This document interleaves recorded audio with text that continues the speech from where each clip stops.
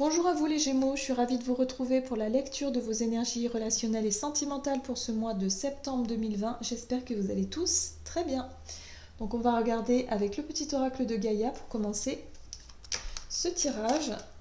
Donc je rappelle que c'est une guidance générale, que ça ne parlera pas forcément à tout le monde. Prenez vraiment ce qui résonne, vraiment ce qui vous parle. N'hésitez pas à consulter votre signe ascendant, votre signe lunaire aussi, pour avoir plus d'informations. Et puis pour les personnes qui souhaitent une guidance personnalisée, vous pouvez me joindre via mon site internet judyguidance.com. Allez, c'est parti pour vous les Gémeaux, ascendant Gémeaux, lune en Gémeaux. Pour ce mois de septembre, au niveau relationnel et sentimental, quels sont les messages pour vous? Donc, vous avez « Écoute les cycles ». Lorsque tu t'harmonises avec les cycles de la Terre, ceux de la Lune et tes rythmes personnels, cela te permet d'avancer plus sereinement sur ton chemin de vie. Donc là, on vous parle de cycles, on vous parle de respecter peut-être vos temps de repos, les temps de sommeil, les cycles, vos cycles à vous, les cycles à l'autre aussi. Hein, au sein d'une relation, il faut aussi respecter les cycles des personnes qui vous entourent. Et puis en même temps, respectez aussi les moments que vous avez, les moments où vous sentez que vous avez besoin d'être seul, les moments où vous avez envie de partager. Voilà, écoutez-vous en fait. Écoutez vraiment votre corps, écoutez ce qui se passe à l'intérieur de vous. Ok, donc on va voir maintenant avec l'oracle chakra du cœur ici. Pour vous les Gémeaux, ascendant Gémeaux, lune en Gémeaux, pour ce mois de septembre au niveau relationnel et sentimental.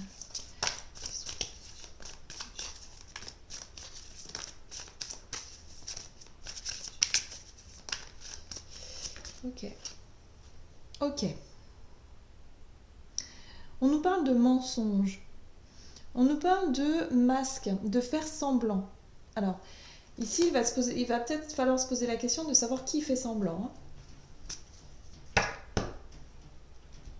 C'est peut-être pour ça qu'on vous dit respectez vos cycles, parce que si vous faites, je sais pas, c'est comme si vous faites... Au niveau d'une relation, c'est peut-être comme si pour certains, en tout cas, vous faisiez semblant de ne pas être fatigué, semblant d'être bien alors que vous ne l'êtes pas. Voyez, il y a l'idée de masque, comme ça, de porter un masque et de ne pas dire les choses, de ne pas montrer les choses et de... voilà, tout va bien. Mais, ouais, c'est peut-être pas le cas. Hein. Ok, on va voir maintenant avec l'oracle des messages de l'amour. Donc c'est celui-ci que j'ai choisi.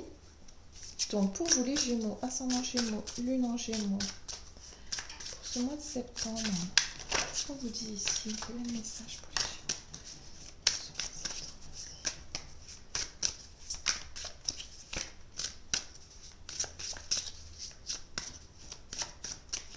Gémeaux? Ok. On nous parle de déclaration d'amour, donc c'est cette jolie illustration-là qui vous parle de déclaration d'amour, sentiment, timidité et risque. Tu le vois, tu le frôles, tu es intimidé. Ou il ou elle te fait de l'effet et tu perds tous tes moyens et son contact. Tu penses ne pas être à la hauteur. Tu aimerais lui faire ta déclaration, lui présenter tous tes sentiments, mais tu n'oses pas. Tu restes figé dans tes peurs et tes croyances. Ne passe pas à côté de ta vie amoureuse. Ancre-toi et vas-y. Tu seras bien accueilli. Donc là, on vous dit ici que pour certains, effectivement, l'idée du masque, c'est intéressant. Alors, on est vraiment là-dessus, hein, sur le fait, effectivement, d'écouter ce que vous ressentez à l'intérieur de vous. Écoutez vos sentiments, vos émotions, que dicte votre cœur. Vous avez peut-être envie de déclarer votre flamme à quelqu'un, de dire les choses, d'avouer hein, finalement vos sentiments. Donc c'est quand même pas... c'est pas un crime. Hein. Voilà, donc pour certains, c'est vrai que la timidité ou la peur de l'échec peut vraiment être très déstabilisante, voire paralysante. Mais on vous dit ici, faites-le. Faites-le. C'est peut-être plus difficile de rester comme ça à porter un masque, à vivre, que de se lancer en fait. Hein. Donc essayez de sauter le pas parce que ce serait intéressant en tout cas pour ce mois de septembre, ce serait intéressant de pouvoir vous livrer. Si vous êtes déjà en couple, il y a quelque chose à dire. Vous avez quelque chose à déclarer, vous avez quelque chose à affirmer. Vous faites semblant depuis quelque temps et là, il serait peut-être temps de... voilà. Faites un peu... dites vos vérités en fait. Hein. Allez, on va voir avec quel état d'esprit vous rentrez dans ce mois de septembre pour vous les Gémeaux, ascendant Gémeaux et Lune Gémeaux. Bon, bah voilà, chevalier de coupe. Bon, bah le charme, hein, le charisme, vous voyez, la séduction. Vous allez vous sentir un peu pousser des ailes hein, en ce début de mois, hein, parce que le chevalier de coupe, c'est ça, c'est vraiment la séduction, le charme, le charisme, le fait de vouloir vous montrer sous vos meilleurs... voilà, montrer vos qualités, montrer vraiment que vous êtes beau, que vous êtes belle, que vous savez séduire, voilà, vous mettre en valeur. Ah, l'hésitation, on retrouve l'hésitation. La 2 d'épée, l'hésitation. Vous hésitez à séduire, à partir vraiment à l'assaut de quelqu'un. Donc on est vraiment sur le fait de déclarer, d'hésiter à se déclarer. Il y a quelqu'un qui vous plaît là, mais vous ne savez pas comment vous y prendre, ou en tout cas vous hésitez vraiment. Voilà, la tour. Ça, c'est la prise de risque. Vous voyez, l'élément soudain, l'événement inattendu, l'événement soudain, la prise de risque, la tour. Voilà dans quel état d'esprit vous rentrez dans ce mois de septembre. C'est l'envie de se jeter à l'eau. Les images parlent d'elles-mêmes, quoi. J'ai même pas besoin d'expliquer, mais c'est tout à fait ça. L'hésitation. Qu'est-ce que je fais? J'y vais pas. J'ai envie de plaire, j'ai envie de séduire, j'ai envie de déclarer ma flamme, mais j'ai peur de me casser la figure, hein, quand même. Ok, la peur du refus, la peur du jugement, la peur d'être mal reçu. Bon, on va voir quels sont les conseils pour vous. Allez, quels sont les conseils pour les Gémeaux, ascendant Gémeaux, Lune en Gémeaux. On vous invite à aller de l'avant, à sortir de vos croyances limitantes, de vos peurs. La 4 d'épée vous invite aussi à vous reposer. Hein. Il y a des moments où vous allez vous sentir fatigué, je pense. Hein. Vous allez peut-être un peu trop vous prendre la tête au niveau émotionnel. Donc surtout, sortez de vos croyances limitantes, en fait, de vos peurs, de vos angoisses. La 8 d'épée, en tout cas on est dans les épées là. Hein. Les épées, c'est le mental. Donc moi j'ai le sentiment ici que vous avez besoin d'aller de l'avant, de ne pas penser aux blessures du passé ou en tout cas aux situations difficiles que vous avez pu connaître dans le passé. Surtout ne vous comparez pas et ne comparez pas ce qui est en train de se passer actuellement avec des choses qui se sont passées avant.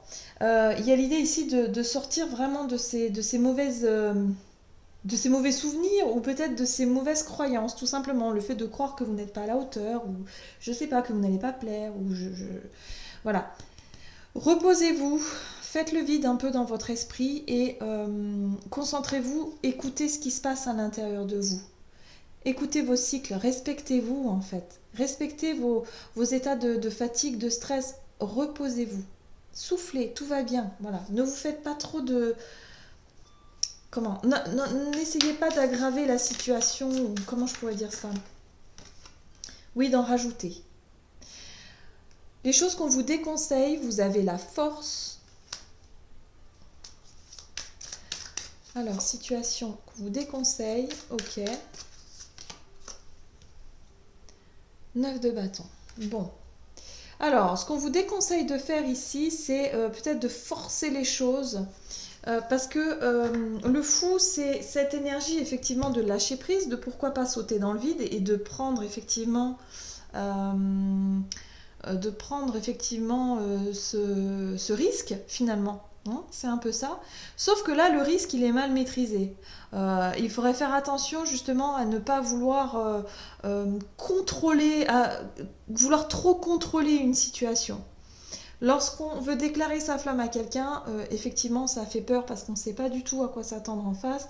Et en même temps, on ne sait pas du tout comment l'autre va prendre les choses et puis et comment nous, on va pouvoir gérer la situation par la suite.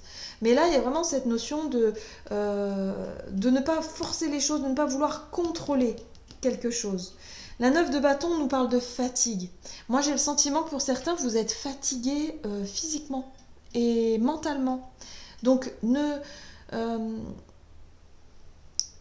craquez pas, enfin voilà, ne craquez pas. Reposez-vous avant, faites le vide dans votre esprit et essayez de trouver le moment le plus, on va dire, le plus adéquat, vraiment, pour pouvoir vous livrer et vous lancer. Ne faites pas les choses n'importe comment. Le fou, lui, c'est comme si il prenait un peu les choses à la légère et puis voilà, comme si faites pas semblant de vous en foutre en fait. Ouais, c'est un peu l'idée que j'ai là, mais c'est ça. Faites pas semblant d'être déconnecté de vos émotions, de vos sentiments. Faites pas semblant de ça. Mettez pas ça de côté, c'est ça que je veux dire. Euh, Soyez authentique, soyez vrai avec vous-même et surtout reposez-vous. Vous avez vraiment besoin de vous vider l'esprit ici. Pour certains, il y a l'idée ici aussi, alors là ça va pas parler pour tout le monde, mais j'ai vraiment le sentiment que pour certains il se passe quelque chose. Vous êtes en couple et peut-être que vous avez effectivement rencontré quelqu'un d'autre où il y a quelqu'un d'autre dans la relation, mais il y a l'idée ici de porter un masque et de mentir et de dire qu'à un moment donné il va falloir que vous dites la vérité. Voilà. Mais vous avez peur de le faire parce que voilà, vous hésitez à le faire parce que c'est compliqué. Ici, pour vous, c'est difficile d'avouer quelque chose. Voilà, prenez le temps de la réflexion, reposez-vous, surtout faites le vide. Ne vous laissez pas influencer par peut-être vos peurs, surtout. Ne vous laissez pas influencer par vos peurs et surtout ne faites pas semblant. Ne soyez pas dans le déni ou je sais pas, mais ne faites pas semblant de maîtriser une situation qui finalement, voilà. J'ai le sentiment que pour certains, ça vous prend la tête en fait. Vous êtes dans une situation qui vous prend la tête, vous en avez marre de faire semblant. Il va être question ici de dire votre vérité, de déclarer quelque chose d'important au niveau émotionnel. Donc voilà, on vous invite à le faire, mais avec beaucoup de recul, beaucoup voilà, de légère, enfin, ouais, quelque chose de plus léger. Bon, on a la mort. Ok. Bon, je sais pas si ça va vous rassurer, mais on a la mort, l'ermite et le chevalier de Pentacle. Ici, la mort nous parle effectivement d'une situation ou d'un cycle qui prend fin.